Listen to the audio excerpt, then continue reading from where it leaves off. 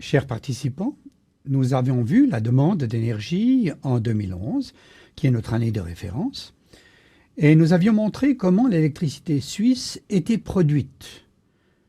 Nous allons nous pencher maintenant sur les importations, notamment les importations d'électricité. Nous avions montré par ce graphique le fait que la Suisse même, avec son nucléaire, est dépendante de l'étranger pour son approvisionnement hivernal en électricité.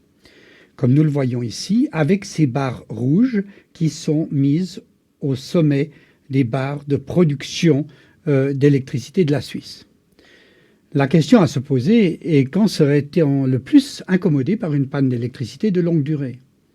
Un industriel répondrait tout le temps, mais un privé répondrait en hiver car les besoins de confort sont alors dominants et même les brûleurs de chaudière ne pourraient plus fonctionner s'il y avait une panne d'électricité.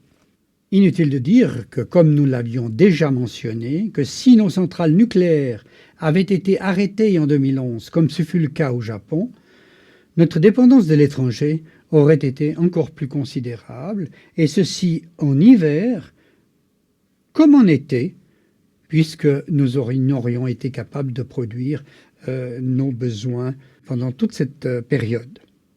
La Suisse n'est heureusement pas une île dans le domaine de l'énergie, encore moins que dans d'autres. Mais cela ne va pas sans une dépendance dont il faut être conscient. La Suisse est pour le moment au carrefour des autoroutes électriques traversant l'Europe. Et une part importante de l'électricité transite, notamment vers l'Italie, qui, rappelons-le, n'a pas fait le choix d'utiliser l'énergie nucléaire et produit son électricité essentiellement à partir des énergies fossiles, comme nous le verrons. À noter cependant que ce n'est pas un élément déterminant, car l'Autriche, qui a fait le même choix, produit néanmoins suffisamment d'électricité pour avoir un solde exportateur vis-à-vis de la Suisse. Nous constatons ici à droite le niveau des importations, essentiellement de l'Allemagne, mais aussi de l'Autriche et de la France, et en dessous, ici, les exportations, une partie réexportée vers l'Allemagne et vers la France pendant le jour, aux pointes de jour, mais une grande partie est renvoyée, exportée vers l'Italie pour un montant qui correspond à peu près à la production de nos centrales nucléaires suisses. Avant la vague de libéralisation de l'électricité en Europe, les grandes compagnies suisses d'électricité avaient investi dans des contrats de longue durée, surtout avec la France, en vue de sécuriser notre approvisionnement.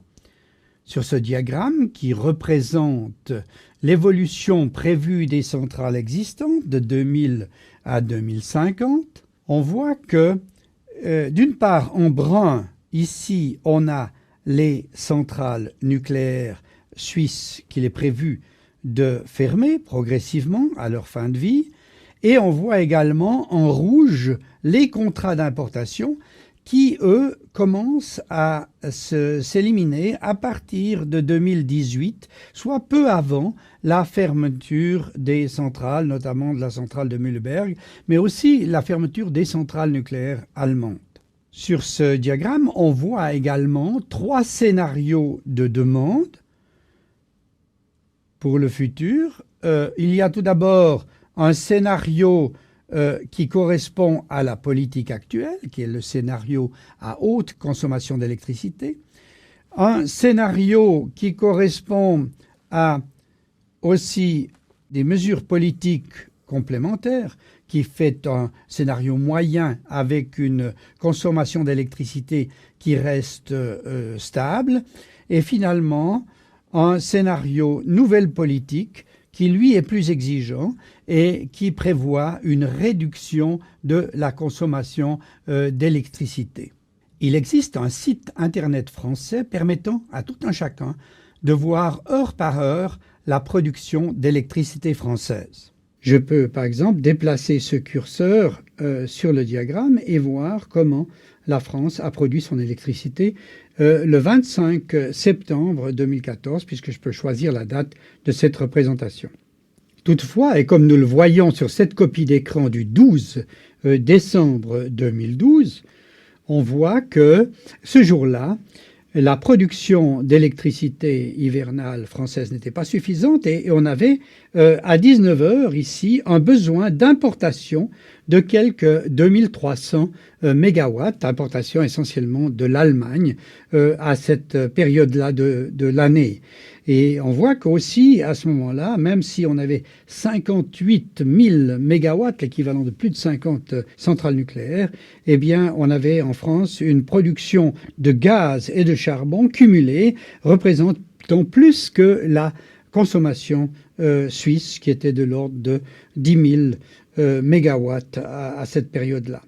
Et on voit que l'éolien là, représentait en France quelques 2000 mégawatts et cette nécessité d'importation que j'ai soulignée tout à l'heure. L'Allemagne et l'Autriche ont également un site internet en ligne où tout un chacun peut voir les prévisions de production, qui sont représentées à droite pour une journée donnée, et la production réelle au jour le jour. Ici, c'était la journée à midi du 29 septembre 2014. Ce que l'on voit sur cette image, c'est que en fait, la prévision pour cette journée était en gris essentiellement la production conventionnelle, et on verra que ça concerne beaucoup, surtout le nucléaire, le charbon et le lignite. Et puis en vert, on avait la production d'éolien, et finalement, en jaune, la bulle jaune représentait le solaire produit en Allemagne à ce jour de septembre 2014. Si on regarde la structure type de la production d'électricité en plein hiver, représentée ici par un jour de décembre 2012 pour l'Allemagne et l'Autriche, on voit que la partie d'éolien est relativement importante, c'est la partie en vert, mais le solaire était absolument marginal, c'est la partie jaune ce jour-là. Et la production conventionnelle, représentée en gris, se monte à près de 60 000 mégawatts, l'équivalent de plus de 50 centrales nucléaires en puissance. Si on regarde de plus près la production de conventionnel en Allemagne ce 12 décembre 2012, on voit que le gros de la production était assuré par du charbon, représenté ici en noir, du lignite, représenté en brun, le lignite étant un charbon de mauvaise qualité et polluant, et finalement par le restant des centrales nucléaires qui n'ont pas été fermées après Fukushima, mais vont être fermées à partir de 2020. En bleu clair, nous voyons la partie correspondante au gaz naturel, mais comme le gaz naturel est plus cher, il est surtout utilisé à des fins de réglage. Ainsi donc, la production conventionnelle de pointe est de l'ordre de 50 000 mégawatts en Allemagne. Ce chiffre de 50 000 mégawatts est à comparer avec la capacité totale de production allemande qui est proche de 100 000 mégawatts, c'est-à-dire près du double de ce qui est nécessaire. Et comme toujours, lorsqu'il y a surcapacité, les prix chutent et actuellement l'électricité allemande est exportée à des prix de dumping qui, dans un marché libéralisé pour les gros consommateurs, comme c'est le cas en Suisse, est de nature à menacer même l'hydraulique suisse qui n'arrive souvent plus à être concurrentielle à de tels tarifs. On voit sur ce diagramme le prix à la bourse européenne d'électricité, c'est-à-dire des prix qu'on peut importer, et on voit qu'en 2008, il y a eu un pic en juin 2008, à partir duquel beaucoup de compagnies ont décidé d'investir dans la production, mais par la suite, l'ensemble de ces coûts, de ces prix se sont effondrés, et on se retrouve aujourd'hui encore avec moins de 4 centimes suisses, ou très proche de 4 centimes suisses du kilowattheure à la frontière, sur le marché européen. Cette surcapacité s'est traduite par aussi la mise en difficulté de grands producteurs allemands. On voit ici sur ce graphe l'évolution du prix des actions d'une grande compagnie allemande de production, et on voit qu'entre 2010 et 2014, eh bien, la capacité boursière de cette compagnie a été réduite de moitié. Et ça, c'est un facteur qui va influencer dans le futur fortement la production en Europe. Il est intéressant de voir l'évolution au fil des ans des prix des combustibles livrés aux centrales que l'on a exprimé ici en dollars par kilowattheure de 1996 à 2010. On voit en bleu ici la courbe qui correspond au charbon européen et en vert on a le charbon américain. On voit que le prix du charbon est largement au-dessous des autres combustibles et en fait, sans taxe environnementale, le charbon est actuellement économiquement imbattable car même avec une vieille centrale qui n'aurait qu'un rendement de 30%, la part des coûts de combustible reste inférieure à 3 centimes par kilowattheure électrique.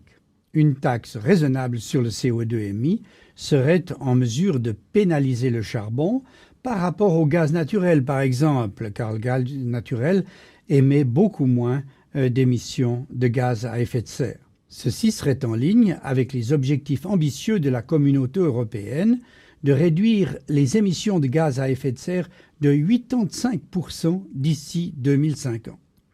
Malheureusement, et comme on le voit sur ce diagramme, depuis 2010, le marché du CO2 et des prix de la taxe CO2 s'est effondré en Europe à cause de quotas d'émissions gratuits accordés par les gouvernements, plus préoccupés par une sortie de crise que par ses objectifs environnementaux. Regardons maintenant ce qui se passe chez un autre voisin qui est l'Italie, qui, suite à sa décision de se retirer du nucléaire, a surtout compensé la très forte augmentation de consommation de l'électricité par de l'électricité à partir de combustibles fossiles. C'est la grande zone ici, Grenat, que l'on voit sur ce diagramme. Cependant, on voit quand même que ces dernières années, on voit apparaître du photovoltaïque et de l'éolien qui vont changer la donne dans le futur. Mais pour l'instant, on voit que le gros paquet bleu ici exprime les importations d'électricité qui, comme on l'a dit, passent essentiellement par la Suisse. De tels transferts, notamment entre l'Allemagne et l'Italie, ne peuvent se faire que en renforçant, bien sûr, les lignes à travers toute l'Europe.